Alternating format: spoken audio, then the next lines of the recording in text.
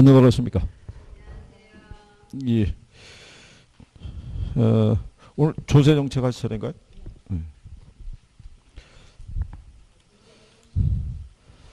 자, 페이지는 235페이지입니다.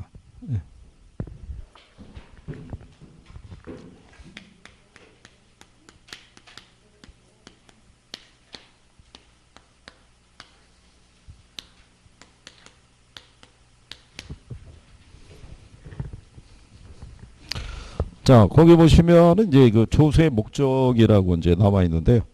기본적으로 가장 1차적인 목적은 재정 수입의 확보라고 생각하시면 돼요. 그러니까 국가라든가 지자체들이 국가 경영 등에 필요한 재원을 조달하기 위해서 국민들에게 어떻게 보면 이제 강제적으로 부과하는 거라고 보시면 되겠죠. 그래서 기본적인 부분은 정부 등이 국가 경영 등에 필요한 재원을 조달하기 위해서 부과하는 게 조세다라고 이렇게 생각하시면 되겠고, 그리고 이제 이 조세 관련해서 절세가 있고 그때 조세 회피가 있고 탈세 이렇게 있다고 그랬죠. 예. 그 중에서 우리가 이제 불법적인 걸 얘기하는 거는 탈세 정도만. 조세 회피라든가 절세는 탈세 논리는 아니다. 뭐 이렇게 해서 이제 거기 내용에다가 이제 명시해 놨죠. 예전에 여러분 시험에 한번 인용을 했던 거예요. 우리가 이제 일반적으로 하는 절세라는 게 있고 조세 회피라는 게 있고요. 그 다음에 탈세가 있었을 때 여기서 얘만 불법적이라고 보시면 되겠고요. 조세 회피라는 것은 정당하게 법이 허용하는 이 범위 안에서 자기가 부담하는 세금의 부담을 줄이고자 하는 것이 조세 회피의 논리다라고 생각하시면 될 거고요. 그래서 그때 얘기해 드렸지만 왜 돈이 많은 양반들이 세무사라든가 변호사 등을 고용해서 자기들이 부담해야 될 세금에 대한 부담을 줄이고자 하는 방법이 조세 회피다. 그래서 예전에 이게 시험에 한번 인용을 해서 답으로 유도했던 적이 있어요. 자, 그러면 이제 이런 조세의 기능을 보게, 기능은 역할이죠. 그래서 이 본원적인 부분은 이게 1차적인 것 있죠. 재원을 조달하기 위해서, 그죠? 근데 이렇게 해서 조세를 부과하게 되면은 부수적인 역할이 나오더란 얘기죠. 그래서 파생적인 측면에서는 뭐를 유도할 수도 있고요. 자원 배분을 유도할 수도 있고 또는 소득 재분배 있죠. 예. 뭐 이런 것 등등이 부수적으로 따라오더라 이런 얘기죠. 가령 예를 들어서 지금도 마찬가지지만 우리나라는 관세를 부과해요. 그렇죠? 근데 예전에 보면은 수입품에 대해서는 높은 세율을 부과했다는 얘기죠. 그러면 이 예전에 우리나라의 이 산업들이 품질이나 이런 것들이 이렇게 좋지 않았을 때 수입품을 그냥 방치를 하게 되면은 시장이 아마 수입품으로 잠식당했을 거예요. 그죠? 그럼 어느 누구도 품질이 떨어지는 국산을 생산을 들지는 않았을 텐데 고율의 관세를 부과하게 되니까 수입을 통해서는 큰 이윤을 기대하기 어렵다는 얘기죠. 그래서 이제 기업들이 국산 상품을 갖다가 생산하는 쪽으로 방향을 이렇게 틀게끔 유도할 수도 있다는 얘기죠. 그런 것들이 이제 자원 배분을 유도할 수 있고요. 그러니까 소득 재분배는 시장 기능으로는 달성하기 어렵다고 그랬죠. 그래서 누가 개입해서 정부가. 그러니까 이제 우리가 지난 시간에 얘기했지만 교육이라는 것도 공공재라고 말씀을 드린 거예요. 그죠? 근데 이 교육이라는 것도 우리가 배우기 위해서는 일정한 대가를 지불해야 돼요. 등록금을 내지 않으면 상급 학교를 갈 수가 없으니까. 근데 그거를 방치하게 되면 돈이 많은 사람과 그렇지 않은 사람 간에 교육 수준의 차이가 발생할 수밖에 없죠. 근데 국민들의 교육 수준이 높아지면 이런 선거 같은 거 치를 때 좀 더 올바른 선택을 할 수 있고 그렇게 되면은 나라의 어떤 이제 그 뭐 경영이라든가 뭐 이런 부분들이 좀 더 개선이 될 수 있고 국민들의 삶의 질이 높아질 수 있죠. 그래서 정부는 예를 들어서 돈이 많은 사람들이 자식이나 손주들에게 대물림할 때 상속세, 증여세를 부과해서 거기서 발생하는 재원을 기초로 해서 가지지 못한 사람들도 일정한 교육을 받을 수 있게끔 지원을 해주는 경우죠. 그런 것들이 이제 소득 재분배 역할이다라고 생각하시면 되겠죠. 그래서 이제 그런 이제 역할을 우리가 수행한다고 보시면 되겠고요. 요 조세 종류가 이렇게 구성이 되어 있는데 복잡한 거는 뭐 언급이 안 되고요. 우리 부동산에 관련된 조세가 취득과 그 다음에 보유, 그 다음에 처분이 있죠. 작년에 이제 여기서 답을 유도한 거죠. 보유세에 대해서. 그죠? 보유세 과정에 보면 국세가 종부세고요. 그 다음에 지방세가 재산세죠. 그리고 이제 양도소득세가 있고요. 작년에 이제 여기 두 개의 파트 있죠. 예, 기업과 니은을 주고 예, 여기에 들어갈 게 뭐냐 예, 이렇게 해서 출제를 한번 했었어요. 근데 이제 이 종부세로 들어간 애가 지문이 두 개밖에 없었어요. 예, 그러니까 둘 중에 하나를 선택하라고 출제한 거죠. 이게 그러면 얘네 종류를 한번 물어봤기 때문에 올해 여러분 시험에 또 뭐 종류를 물어볼 가능성은 별로 없어요. 왜냐하면 얘가 두 번 나왔어요. 재작년에도 나오고 작년에도 나오고 종부세가. 근데 왜 그러냐면 이 정부의 기조가 뭐를 강화시키는 쪽으로 정책이 운영이 되냐면 이거를 예, 보유세를 강화시키는 쪽으로. 그거는 한 재작년서부터 계속 대두가 됐던 거예요. 그래서 저걸 강화시키자고. 예, 그렇기 때문에 나중에 뒤에서 나오는 헨리 조지의 토지 단일세라고 있죠. 예, 걔도 결국은 보유세에 관한 논리예요. 그래서 그 용어 정도는 정리를 해 두시는 게 필요하다. 예, 그리고 이제 다음에 뭐 그 파트 갈 때 또 정리해 드리겠는데 그 주택연금에 대한 그 지급 대상에서 연령이 조정이 됐어요. 원래 60세였는데 55세로. 예, 55세로 바뀌었고 그 다음에 이제 부부 중에 한 사람만 60세 이상이면 되는데 거기 추가된 게 뭐냐면 부부 중에 한 사람만 대한민국 국민이면 돼요. 예, 그러니까는 왜냐하면 뭐 국제 결혼할 수도 있잖아요. 예, 국제 결혼할 수도 있는데 예, 뭐 전부 다 대한민국 국민이 된다 그러면은 예, 여건이 상대적으로 좀 축소될 수도 있겠죠. 그래서 그런 부분이 개선이 됐고 유학집 상황에서는 그게 수정이 된 걸로 들어가 있으니까 그걸 보시면 되겠고 그죠? 그래서 바뀐 거는 꼭 알아두시는 게 필요해요. 시험상에서 인용을 했으니까. 자, 그래서 이제 뭐 종류는 뭐 이 정도 알아두시면 되겠고요. 예, 옆에 제가 가시면 조세 전가와 귀착이라고 있어요.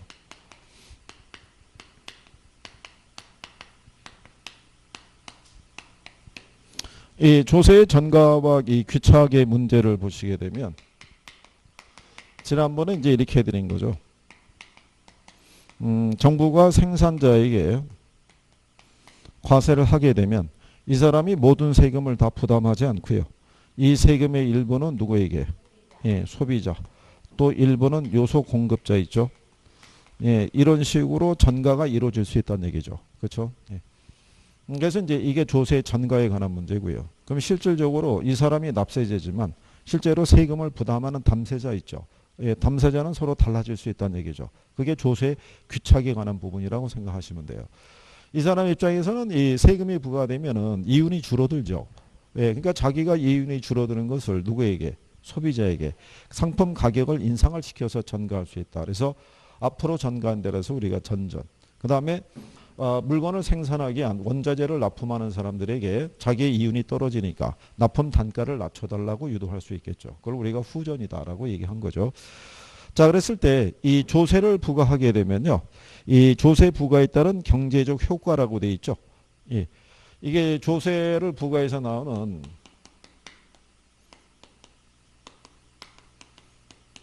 이거는 수요자에게 조세를 부과하든 공급자에게 조세를 부과하든 조세 부과에 따른 경제적 효과는 동일하다라고 생각하시면 돼요. 그죠? 근데 일반적인 과정에서 보게 되면 뭐 이런 얘기죠. 자, 시장에서는 이 가격 하에서 이렇게 수요량과 공급량이 일치하고 있는 상태죠. 그러니까 자원 배분이 효율적으로 이루어진 상태에서 정부가 만약에 여기 있는 생산자에게 100원의 세금을 부과를 하죠. 그러면 생산자는 생산비가 늘어난 이 부담을 느끼게 되기 때문에 이 세금의 전부 또는 일부를 누구에게? 예, 수요자에게 전가시키고 싶을 거다 이런 얘기죠. 그러면은 이제 이 공급 곡선이 이렇게 상방 이동하죠. 이동폭의 크기는 세금 부과의 크기에 따라 틀려져요. 그러니까 이 사람은 이제 공급자는 이 세금을 가격에 반영하고 있기 때문에 시장에서 공급되는 양을 어떻게 해야 돼요? 줄이죠. 그래서 일단은 시장에서 거래되는 양이 어떻게 해야 돼요? 줄어들게 돼요. 그러고 난 다음에 가격이 어떻게 해야 돼요? 상승하겠죠. 그러면 소비자가 이전보다 지불하는 가격이 어떻게 해야 돼요? 높아지죠. 그렇죠? 그래서 이만큼은 누구의 부담으로? 수요자. 그 다음에 공급자는 이렇게 올라간 가격이지만 이거를 받고 팔아서 100원 세금 내야 돼요. 그죠? 그러면 공급자의 수입이 있죠. 예, 얘도 이렇게 줄어드는 거죠. 그죠? 그러면 요만큼은 누가? 공급자가. 근데 여기 있는 요 950원의 의미는 이게 시장 가격이 하락한 걸 얘기한 게 아니에요. 시장 가격은 1,050원으로 오른 거예요. 올랐고 이거 받고 팔아서 공급자는 100원 세금을 냈다는 얘기예요. 그러니까 요거는 공급자의 수입을 나타내는 거예요. 그러니까 공급자의 수입은 시장 가격에서 세금을 공제한 거예요. 무슨 말인지 아시겠죠? 가격이 하락한 걸 얘기하는 게 아니란 얘기죠. 그래서 일반적인 균형 상태에서는요. 쌍방규칙의 논리라고 보시면 돼요. 일부는 누가? 수요자가. 일부는 누가? 공급자가. 근데 이렇게 조세를 부과하게 되면요. 원래는 이 상태에서 자원 배분이 효율적이었잖아요. 남거나 모자림이 없었는데 조세가 부과가 됨에 따라 거래량이 줄어들었죠. 예, 거기에 따른 요만큼에 대한 경제적 순손실이라는 게 발생을 해요. 그죠? 근데 이 경제적 순손실이라는 것은 주로 정부가 부과하는 세금 있죠. 예, 그래서 경제적 순손실은 시장의 자유로운 거래가 줄어들므로부터 발생하는 손실의 크기를 나타내요. 그죠? 근데 이 경제적 순손실은 공급이 비탄력적이보다는 탄력적일 때 더 크게 나타난다라고 생각하시면 돼요. 그게 여러분 시험에 한번 나온 거예요. 그러니까 2번 인용이 된 거예요. 한 번은 정부가 조세를 부과하게 되면 경제적 순손실은 발생하지 않는다 그래서 틀리게 한번 줬고요. 그 다음에는 경제편으로 나와가지고 경제적 순손실의 크기는 공급이 비탄력적일수록 커진다 그래갖고 역시 틀리게 준 거예요. 그래서 공급이 탄력적일수록 커진다라고 이렇게 생각하시면 될 거예요. 그죠? 그래서 이제 요 경제적 순손실에 대한 논리 정도 알아두시면 되겠고요. 그러면 실질적으로 이 조세를 부과했을 때 누가 더 많은 세금을 부과하느냐는 것 있죠. 예.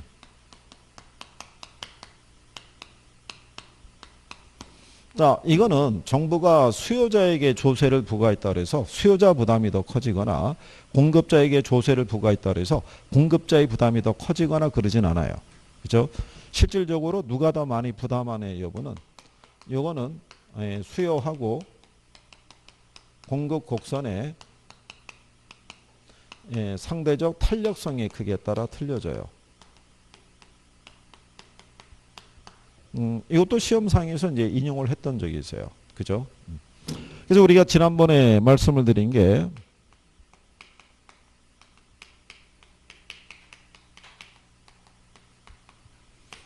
수요나 또는 공급이 탄력적일수록이요. 조세 부담이 어떻다? 작다라고 그랬고요.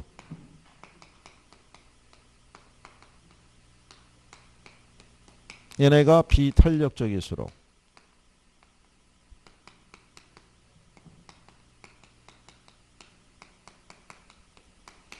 조세 부담이 크다라고 그래서 우리가 이걸 탄소 비대라고 해줬어요. 그래서 탄력적일수록 조세 부담이 작아지고요. 비탄력적일수록 조세 부담이 커진다라고 얘기를 한 거죠. 그래서 거기 237페이지에 보면 하단에 3번의 탄력성과 조세 기착이라고 있죠. 그래서 굵은 글씨로 세금의 귀착 문제는 수요와 공급의 상대적 탄력성에 달려있다라고 얘기를 했고요. 그 밑에 가면 이제 양가로 2번에 수요 또는 공급이 탄력적일수록 수요자 또는 공급자 부담은 작아지고 반대의 경우에는 커진다라고 이렇게 얘기한 경우죠. 그죠? 네. 그거는 기본 이제 공식처럼 기억을 해 주셔야 돼요. 그죠? 자, 그랬었을 때 우리가 이제 예를 들어서 이게 그림은 안 나오는데요. 일반적인 이제 기울기를 우리가 확인하게 되면 여기 수요 곡선이 있고요.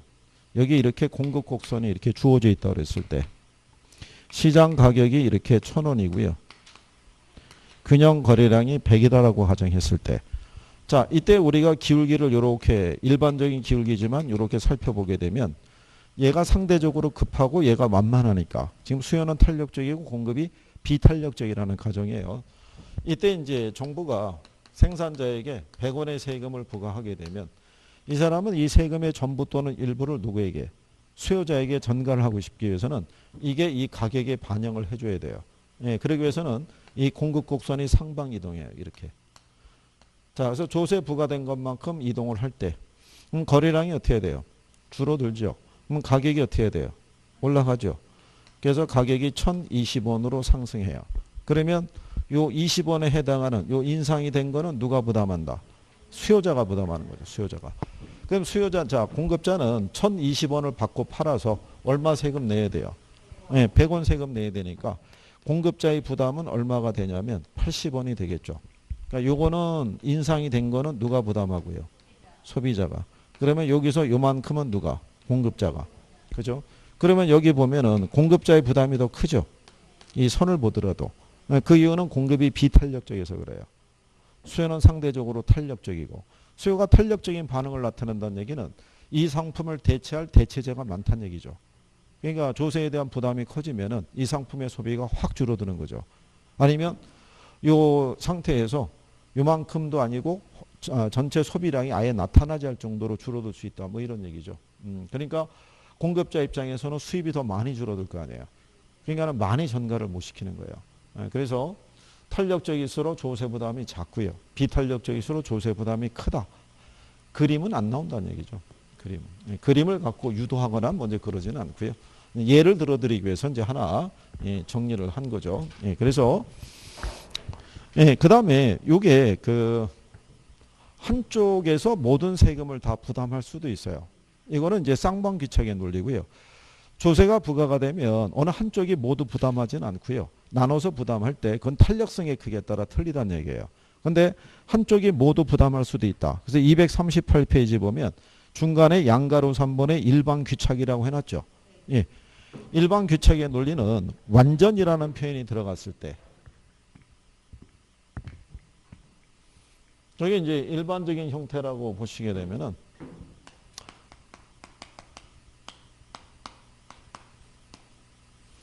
일반귀착에 대한 거는요. 완전이라는 표현이 들어가서 예를 들어서 이런 거예요. 수요가 완전 비탄력적이면 수요가 완전 탄력적이면 공급자, 공급이 완전 비탄력적이면 공급이 완전 탄력적이면 수요자의 부담인데요. 여기 보시면 요 중간에 완전 비탄력이라고 해놨죠. 그러면 앞에하고 뒤가 같아지는 거예요. 이게. 그죠?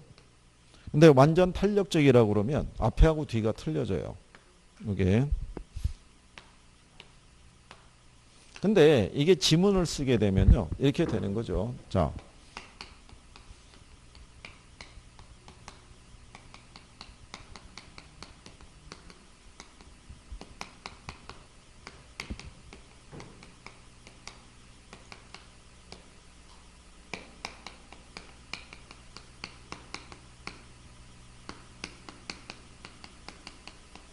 만약에 이제 문장이 이렇게 주어져 있다 그랬을 때 먼저 이게 수요인지 공급인지가 구별이 되겠죠. 공급이 완전 비탄력적인지 수요가 완전 비탄력적인지를 명시해 줘야 되고, 그죠? 그 다음에 얘가 완전 비탄력적인지 완전 탄력적인지가 표시가 되겠죠. 그렇잖아요. 이 문장은 안 넣을 수가 없다는 얘기죠. 그러면 누구 부담이라는 얘기예요. 그래서 공급이 완전 비탄력적이면 전액 누가? 공급자가. 그대로 따라가시면 돼요. 그죠? 이거를 여러분 시험에 어떻게 해줬냐면요.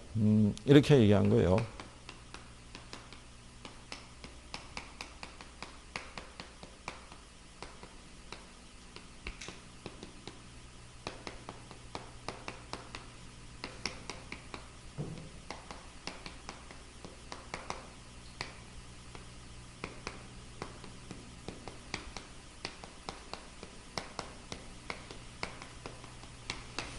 밑에 있는 거는 이제 여러분 시험에 기출로 인용이 된 거예요. 자, 여기 이제 요게 이제 문장에서 이렇게 하는 거죠. 토지 공급의 가격 탄력성이 0일 때 조세가 부과되면 전액 토지 소유자가 부담한다. 그죠? 그럼 여기 부호가 0이라는 게 뭐겠어요? 이게 완전 비탄력적이에요. 완전 비탄력적일 때 부호가 0이고, 그죠? 기울기는 우리가 수직선으로, 그죠? 그러면 얘가 완전 비탄력이라는 얘기잖아요. 그러면 조세를 부과하면 전액 누가? 토지 소유자가 공급자니까. 그렇잖아요. 시장에 팔려고 내놓을 수 있는 사람이 그 사람이 내놓을 수 있잖아요. 그죠? 요거는 출제자가 이렇게 주면서도 착각을 유도한 거예요. 수요자, 소유자 이런 것도 있죠. 문장을 놓고. 그러니까 정확하게 잘 모르는 사람들은 이거 갖고 틀릴 수도 있다는 얘기죠. 그렇죠? 그래서 이 문제가 이게 답이었어요. 올바른 거 고르라고 그래서. 그죠? 그러면 왜 요 지문이 제일 많이 나오는 거예요. 공급이 완전 비탄력적일 때 있죠. 그러면 우리가 이제 이렇게 해보는 거죠. 이게 수직선이죠. 뭐 이렇게 주어져 있고요. 수요 곡선이 이렇게 주어져 있을 때. 자, 이 조건 하에서 정부가 여기 있는 공급자에게 100원의 세금을 부과해요. 그죠? 예, 조세가 부과됐을 때. 그럼 가격은 어떻게 되겠어요? 조세가 부과됐을 때. 참고로 이 그림이 지금 5번째 등장한 거예요. 칠판에. 위치를 옮겨 다니면서. 그렇죠? 네. 그러면 이 상태에서, 예? 1,100원이요? 예. 그럼 결국 가격이 상승한다는 얘기잖아요. 그죠? 가격의 변화는요, 세 가지예요. 가격이 상승하거나, 하락하거나, 불변이거나, 세 가지가 있어요. 그죠? 세 가지가. 그죠? 가격이 어떻게 된다? 자, 우리가 얘를 빼고 얘를 빼면 남는 거 뭐 있어요? 불변이죠, 불변. 그래서 전에 공급자가 부담한다는 얘기죠. 그럼 무슨 얘기냐면 얘가 부과됐잖아요. 그럼 이게 가격에 반영해야겠죠. 올려야 되잖아요. 가격 올리려고 그러면 공급이 줄어야 되잖아요. 못 줄어들잖아요. 완전 비탄력이니까. 가격이 변할 때 양이 전혀 변화가 없는 게 완전 비탄력적이잖아요. 그러면 부과 전이나 부과 후나 가격이 똑같잖아요. 그렇죠? 그러면 결국은 공급자는 1,000원 받고 팔아서 자기가 100원 세금 다 내야 돼요. 무슨 말인지 아시겠나요? 그래서 여기다가 이제 선을 이렇게 긋게 되면은 이게 이렇게 900원 나오잖아요. 그러면 이게 공급자의 수입을 나타내는 거예요. 가격이 하락한 게 아니라. 그러니까 결국은 이만큼을 다 누가 부담한다는 거예요. 공급자가 부담하는 거예요. 무슨 말인지 아시겠죠? 시장 가격은 부가 전이나 부가 후나 가격은 변함이 없는 거예요. 그렇죠? 그냥 이거 받고 팔아서 100원 세금을 다 자기가 내야 된다는 거죠. 이해하시겠어요? 무슨 말인지? 이게 가격이 하락한 게 아닌 거예요. 가격은 불변인 거예요. 그죠? 그래서 우리가 지난번에 이거 얘기할 때 헨리 조지의 토지 단일세를 얘기했었죠. 기억하시나요? 네?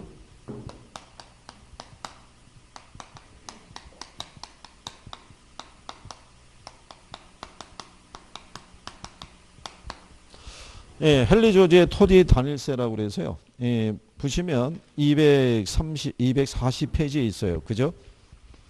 거기 보면 토지 단일세의 경제적 효과라고 해놨죠. 그렇죠? 거기 보시면 뭐라고 해놨냐면 고전학 파일의 많은 경제학자들은요. 토지세가 다른 사람들에게 전가되지 않고요. 토지용의 왜곡을 가져오지 않는다고 봤다 이런 얘기죠.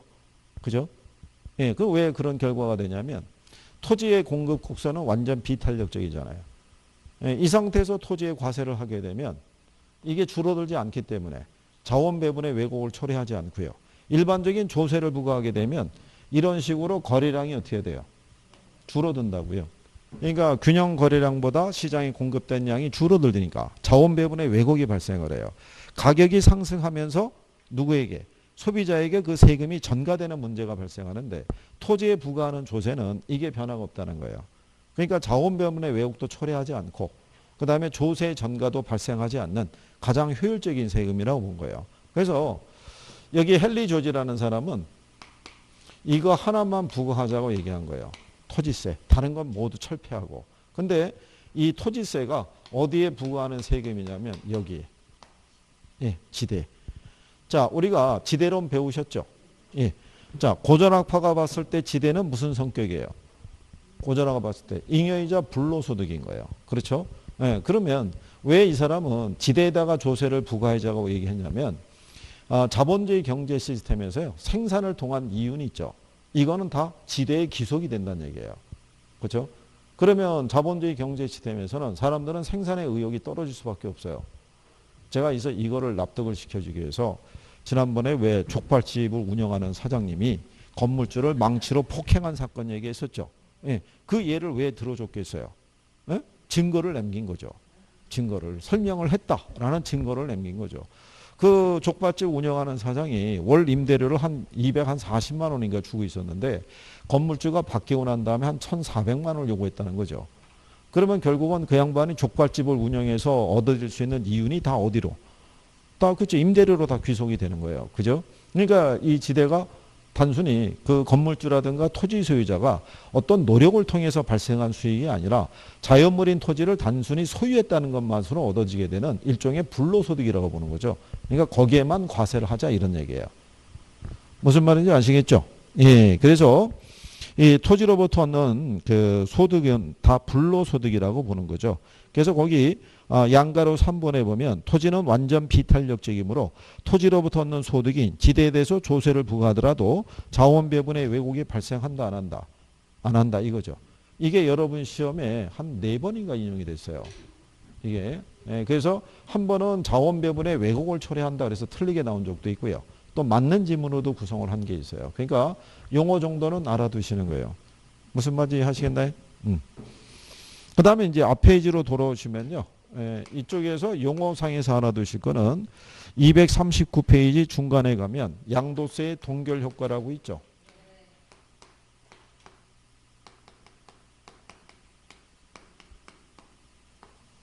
양도세의 동결 효과가 최근에 나온 건 어떻게 나왔냐면요. 주택을 소유한 사람이 있죠. 예, 이 주택 소유자에게 이 양도세를 중과세 하는 거예요. 그러면 이 주택 소유자는 양도세 납부 있죠. 예, 납부를 피하기 위해서. 그죠? 시장에 주택 거래를 어떻게 해야 돼요? 안 한다고요. 안 내놓는다는 얘기예요. 왜? 내놓게 되면 팔면서 무허의 부담이 큰 거예요. 세금의 부담이 큰 거예요. 그죠? 그럼에 따라서 시장의 공급이 줄어들므로써 주택 가격이 오히려 상승하는 부작용을 초래할 수 있어요, 없어요? 있겠죠. 그게 양도세의 동결 효과에 관한 부분이라고 보시면 돼요. 그죠? 이게 일반적으로 주택 소유자가 이런 거죠. 이 주택을 1억을 주고 취득했는데 얘가 6개월 사이에 1억 5천으로 뛴 거예요. 그죠? 그러면 이게 6개월 사이에 5천만 원이나 뛰었다는 얘기는 투기적인 요소가 있다고 보고 정부가 양도세를 갖다가 한 20% 과세를 해요. 그죠? 그러면 이 사람이 만약에 1억 5천의 주택을 내놨죠. 팔려고. 그러면 양도세는 취득과 처분의 차익에 부과하는 세금이니까 5천에 20%면은 1천만 원이에요. 그러면 1천만 원 세금 내면은 손해 주는 게 1억 4천이잖아요. 그죠? 그러면 이 사람은 1억에 투자해가지고 1억 4천에 매매를 했으니까 4천만 원의 이득이 발생하잖아요. 근데 그건 일반적인 사고고 이 사람의 입장에서는 1억 4천에 팔아서 다시 비슷한 규모의 주택을 살려고 그러면 1억 5천 줘야 돼요. 그건 자기가 손해라고 생각하는 거예요. 그러면 이 사람의 입장에서는 이걸 주택에 공급하려고 그러면 최소한 이 가격이 이 플러스 알파가 돼야 돼요. 그렇죠? 한 1억 6천 이상. 이렇게 됐을 때 매물이 나올 수 있다는 거예요. 그러니까 오히려 가격 상승을 부추길 수 있어요, 없어요? 그럴 수 있다는 얘기죠. 그렇죠? 그래서 그게 양도소득세에 대한 부정적인 효과라고 이렇게 생각하시면 돼요. 원래는 정부는 양도세를 중과세하는 거는 투기적인 거래를 줄이기 위해서 한 거잖아요. 그러면서 가격을 안정을 시키려고 한 건데 거꾸로 이런 부작용도 초래할 수 있다는 거. 이것도 꾸준히 여러분 시험에 한 4번 정도 인용이 됐어요. 그러니까 얘들도 용어상에서는 정리를 해 두셔야 돼요. 무슨 말인지 아시겠죠? 그래서 이 정도까지 하신 거죠.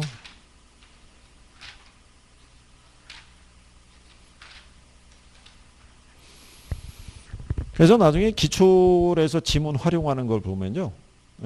계속 재활용을 해요. 한 번은 긍정형, 한 번은 부정형. 뭐 이런 식으로 유도를 하니까 자주 쓰는 표현 정도는 정리해 두시는 게 필요해요.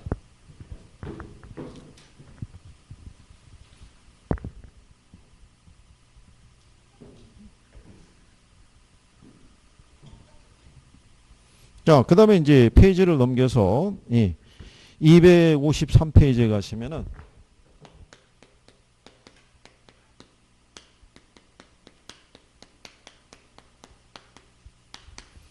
부동산 투자론이라고 있어요. 그죠?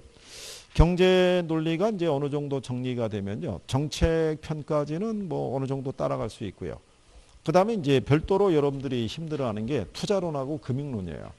특히 이제 투자론에 관한 논리를 조금 이해할 수 있으시면 얘들도 용어만 정확하게 이해하면은 내용을 정리하는 거는 별 어려움은 없어요. 이게.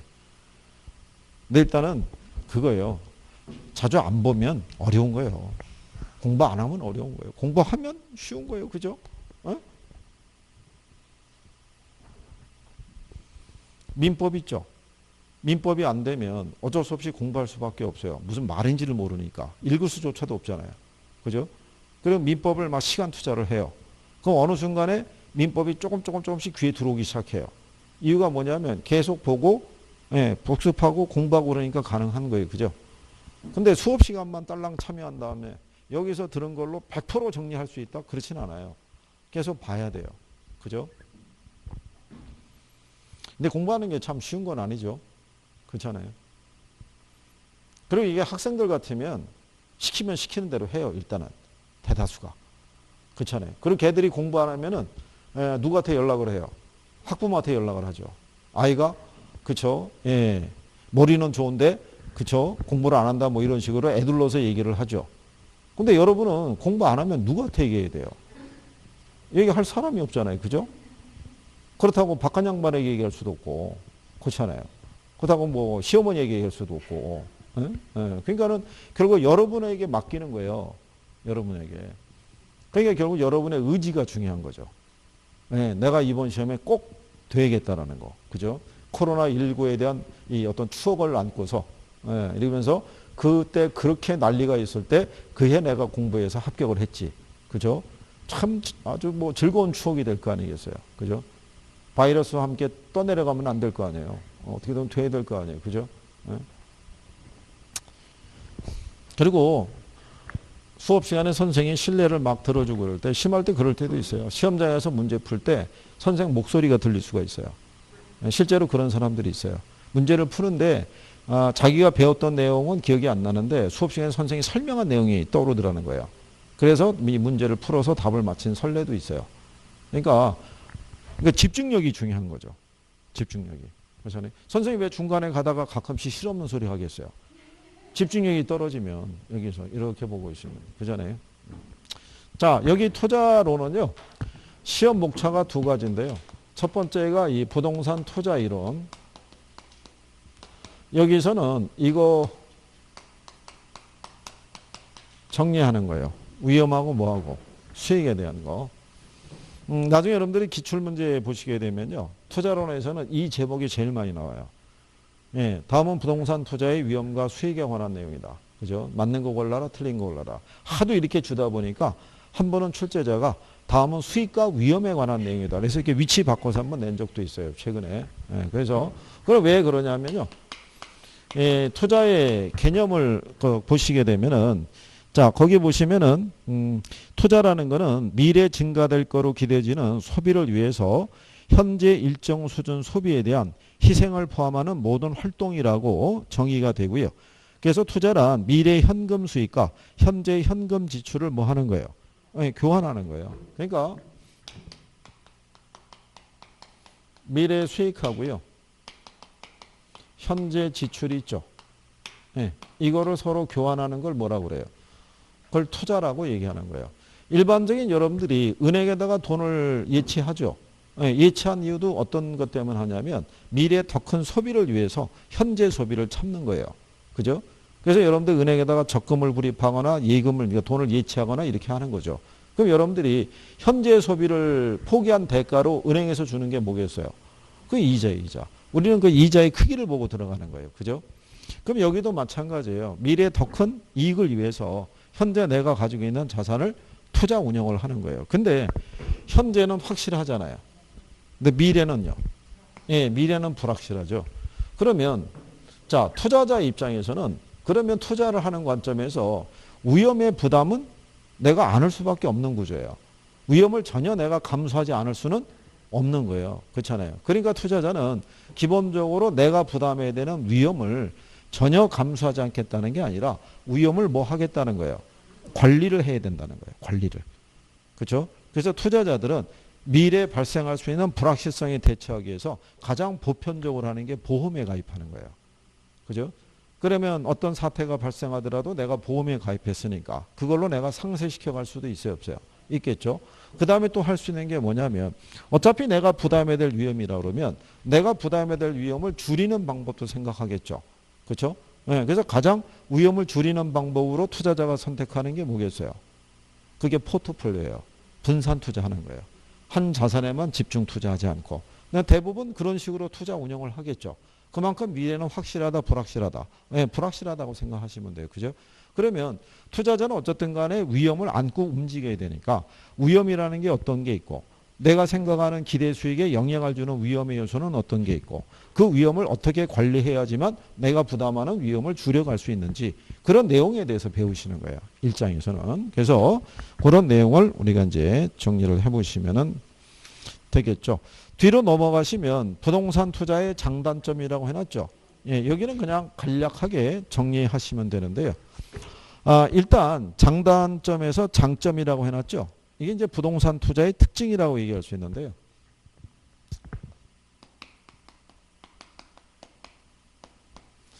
예, 제일 먼저 보는 게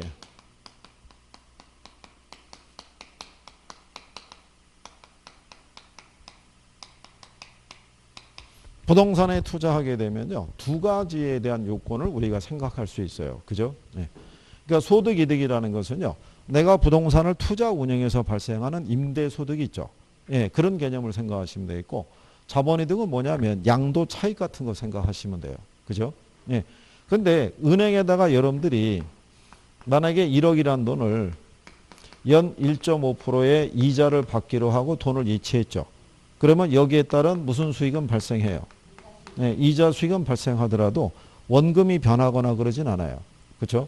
그런데 부동산에 투자 운영하게 되면 1억을 내가 투자하게 되면 1억이라는 자산 가치가 상승할 수 있어요, 없어요? 네, 그래서 부동산에 투자할 때 투자자는 두 가지를 다 기대하지 않고요. 소득, 이득 또는 자본 이득 하나만 기대하고도 투자할 수 있다는 거예요. 만약에 부동산에 투자했는데 두 가지를 다 얻을 수 있죠. 그럼 걔는 꽤 괜찮은 부동산이에요. 그런 부동산이 많지가 않은 거예요. 무슨 말인지 아시겠죠? 네, 그래서 만약에 정년퇴직해서 안정적인 노후 생활을 희망하는 사람은 이거보다는 이게 더 중요할 거라고요. 그거를 보고 투자가 들어간다 이렇게 보시면 되겠죠. 그죠? 네. 그래서 이제 이런 걸 향유할 수 있고요. 그 다음에 두 번째가 보게 되면 무슨 효과를 기대할 수 있대요? 자, 여러분들이 한번 생각해 보시면요. 은행으로부터 대출을 받아가지고요. 그 돈을 가지고 적금에 불입을 했어요. 네? 이익이겠어요? 손해겠어요? 당연히 손해죠. 왜냐하면 대출 이자하고요. 적금에서 발생하는 이자 있죠. 예, 얘가 얘를 이겨낼 수가 없죠. 예, 근데 부동산은 틀리죠. 융자를 받아서 투자하게 되면 내가 부담하는 이자 부담보다도 더 큰 양도 차익이나 이걸 기대할 수 있어요? 없어요?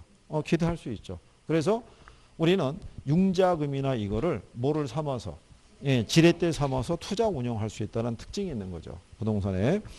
그리고 장기 보유에 따른 절세 효과도 기대할 수 있고요. 그죠? 또 하나는 뭐가 있냐면 건물을 보유하고 있는 분들이요. 순전히 자기 그 돈 갖고도 건물을 매입할 수 있는데 일반적으로 융자를 일으키죠. 예, 왜냐하면 융자를 일으켜서 원리금 상환이 들어가죠. 그때 이자는 경비로 인정을 해주거든요. 그래서 자기가 부담하는 세금을 줄이기 위해서. 그렇죠?